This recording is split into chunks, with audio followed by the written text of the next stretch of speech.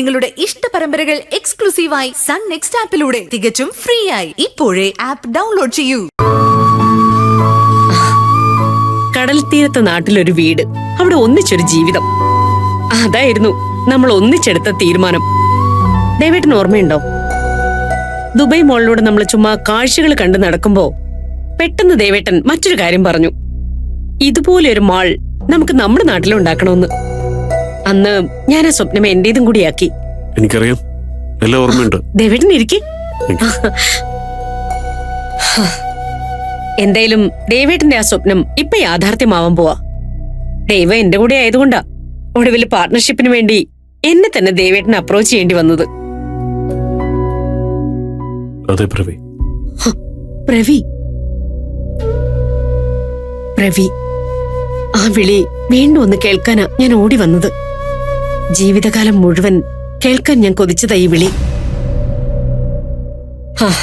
അതൊക്കെ പോട്ടെ, നമുക്ക് ബിസിനസ് സംസാരിക്കാം. എന്റെ ചാർട്ടേഡ് അക്കൗണ്ടന്റ് ബഡ്ജറ്റ് ഉണ്ടാക്കി തന്നിട്ടുണ്ട്. മോളിന്റെ ബിൽഡിംഗ് പണി പൂർത്തിയാക്കി പ്രവർത്തിച്ചു തുടങ്ങാൻ ഇനിയും 100 crores വേണം. ദേവേട്ടന് ഇതുവരെ മുടക്കിയത് 30 crores. എന്നുവെച്ചാൽ 3 ഇരട്ടിയിലേറെ ഇനിയും കൂടുതൽ മുടക്കണം. I am ready, but I have some conditions. പറയൂ, എന്താ കണ്ടീഷൻസ്? കേട്ട് ആലോചിച്ച് തീരുമാനിച്ചാ മതി. മോളിന്റെ CEO ഞാനായിരിക്കും. എന്റെ അനിയൻ ഹേമന്ത് ആയിരിക്കും MD. മോളിന്റെ ബാങ്ക് അക്കൗണ്ടുകൾ മുഴുവൻ CEO എന്ന നിലയ്ക്ക് ഞാനായിരിക്കും കൈകാര്യം ചെയ്യുന്നത്. അപ്പോ പ്രത്യേകിച്ച് അവകാശങ്ങളൊന്നും ഇല്ലാത്ത ഒരു പാർട്ണർ ആയിരിക്കും ഞാനല്ലേ? അവകാശങ്ങൾ നഷ്ടപ്പെടുമ്പോ വേദന തോന്നുന്നുണ്ടോ ദേവേട്ടന്? എന്റെ അവകാശങ്ങളൊക്കെ എടുത്ത് സുനന്ദയ്ക്ക് കൊടുത്തപ്പോ എന്റെ മനസ്സ് വേദനിക്കുമെന്ന് ദേവേട്ടൻ എന്താ ആലോചിക്കാഞ്ഞത്? യഥാർത്ഥ സ്നേഹത്തിൽ അവകാശ തർക്കങ്ങൾ ഉണ്ടാവില്ല ദേവേട്ട. സ്നേഹം നഷ്ടപ്പെടുമ്പോ സ്വാഭാവികമായിട്ടും അവകാശങ്ങളും നഷ്ടപ്പെടും. എന്നെ ജയിലിൽ നിറക്കാൻ അറബിയുടെ 10 ലക്ഷം ദിർഹം സെറ്റിൽ ചെയ്തത് രാജശേഖരൻ തമ്പി സാറാ. അന്ന് സാറും ഒരു സാധാരണക്കാരനായിരുന്നു. എന്നിട്ടും എന്നെ രക്ഷിച്ചു. പ്ലീസ്, എന്നെ ഇങ്ങനെ ബുദ്ധിമുട്ടിക്കരുത്. ഇതൊക്കെ ഒരു വേദനയാണോ ദേവേട്ട? ഞാൻ അനുഭവിച്ച കൊടും യാതനകൾ വിവരിച്ചാൽ ദേവേട്ടൻ ഇവിടെ കിടന്ന് പെടയും. ഞാനിത് ചെയ്യുന്നില്ല. എന്നിട്ടും എന്റെ പൊട്ട മനസ്സിനും മറക്കാൻ പറ്റുന്നില്ല ഈ മുഖം. ഇപ്പൊ ദേവേട്ടനെ കൂടെ നിർത്താൻ, എന്നും കണ്ടുകൊണ്ടിരിക്കാൻ ഈ പറഞ്ഞ കണ്ടീഷൻസ് ആവശ്യമാണെന്ന് എനിക്ക് തോന്നുന്നു. സമ്മതം അല്ലെങ്കിൽ എന്നെ വിട്ടേക്ക്.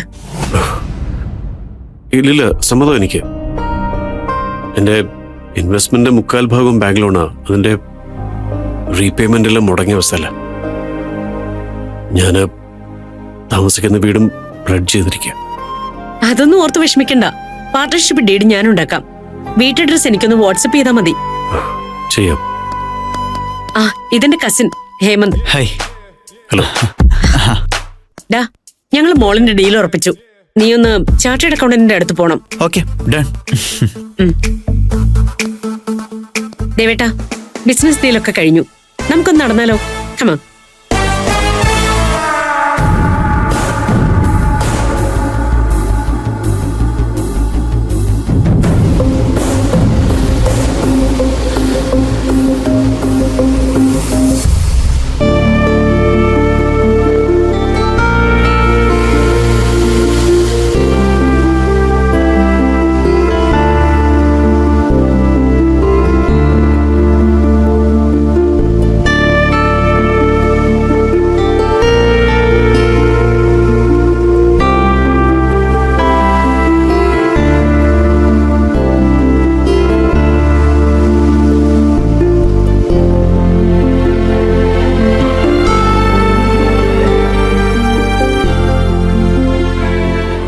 ഈ കടലിനക്കരെ ഇതുപോലൊരു ബീച്ചില് ദേവേട്ടൻ അന്നെന്റെ ചെവിയിൽ മന്ത്രിച്ചത് എന്താണെന്ന് ഓർമ്മയുണ്ടോ?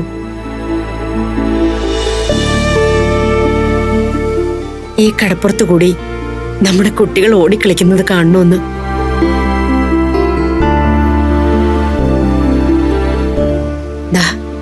ഇതുപോലെ നമ്മൾ രണ്ടാളും ഒന്നായി നിന്നുകൊണ്ട് അവരോടൊപ്പം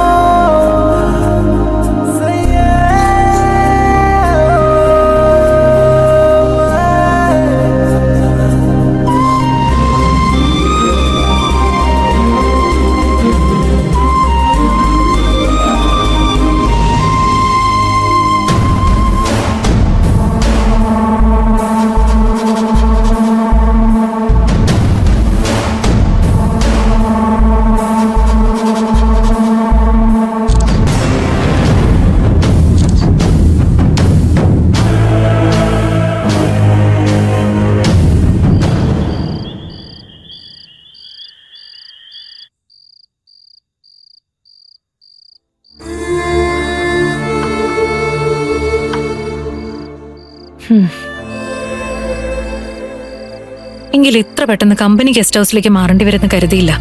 മറ്റ് മാർഗമൊന്നും ഇല്ലായിരുന്നു സുനന്ദേ. സാരമില്ലെന്നേ, ഇതും നമ്മുടെ വീട് തന്നെയല്ലേ. എങ്കിലും താമസിച്ചിരുന്ന വീട് ബാങ്ക് ജപ്തിയാന്നൊക്കെ പറഞ്ഞ. അതൊക്കെ മറന്നുകളാ.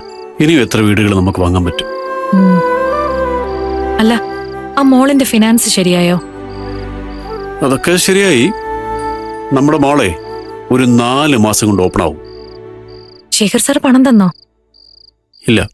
പിന്നെ അത് പ്രവീൺ അറേഞ്ച് ചെയ്തു. ഓ, അത്രയ്ക്ക് പണമുണ്ടോ അവരുടെ കയ്യില്? She's A billionaire. നേരത്തെ നിങ്ങൾ തമ്മിൽ പരിചയമുണ്ടോ? മുൻപ് ഗൾഫിലായിരുന്നപ്പോ ചെറിയ പരിചയമുണ്ട്.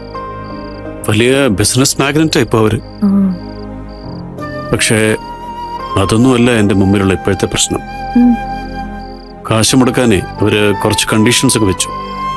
മൂക്കോളം മുങ്ങി നിൽക്കുന്ന അവസ്ഥയായതുകൊണ്ട് എനിക്കതൊക്കെ സമ്മതിക്കേണ്ടി വന്നു.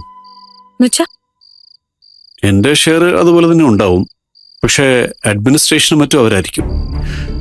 ഒരു കണക്കിന് അതും നല്ലതാ. അത്രയും ടെൻഷൻ കുറയുമല്ലോ.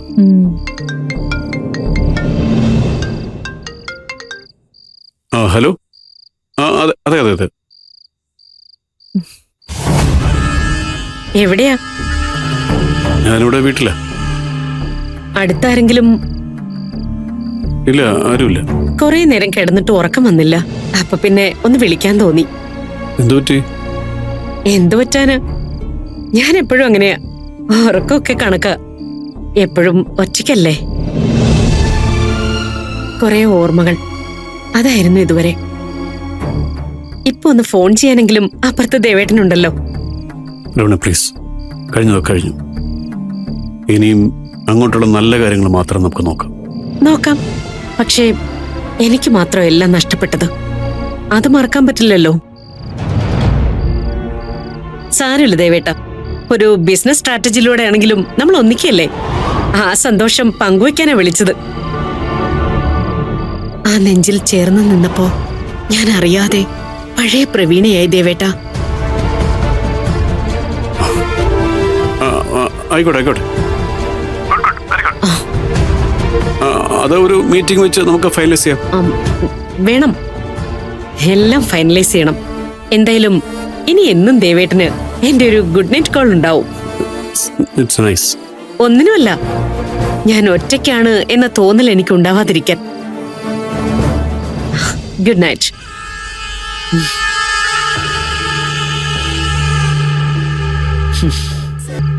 ശേഖർ സാറായിരുന്നോ? അതെ. അല്ല, പിള്ളേരെന്ത് ചെയ്യേ? ഉറങ്ങി. ശരിക്കുട്ടിയോ? അത് പറയാനാ ഞാൻ വന്നേ. ഡാഡി, ഇപ്പൊ അവളുടെ പെരുമാറ്റത്തിലെ വളരെ സ്ട്രേഞ്ച് ആയിട്ട് എനിക്ക് തോന്നുന്നേ. മിക്കവാറും മുറിയിലിരുന്ന് ഒറ്റയ്ക്ക് സംസാരിക്കുന്ന കേൾക്കാം. ഭയങ്കര ഫാന്റസി കഥകളാ അവള് കണ്ടമട്ടി പറയുന്നേ.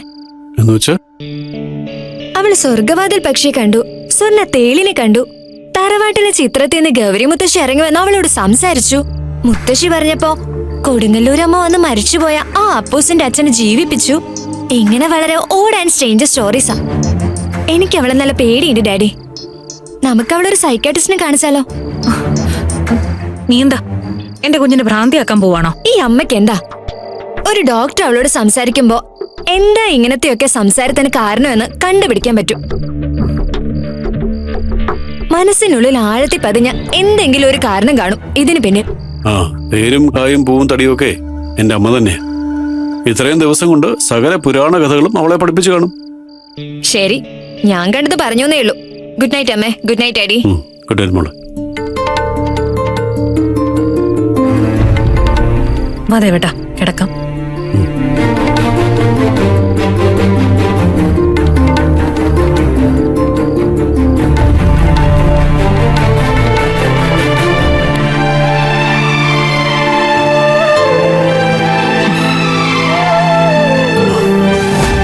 ഭയങ്കര ചൂട്.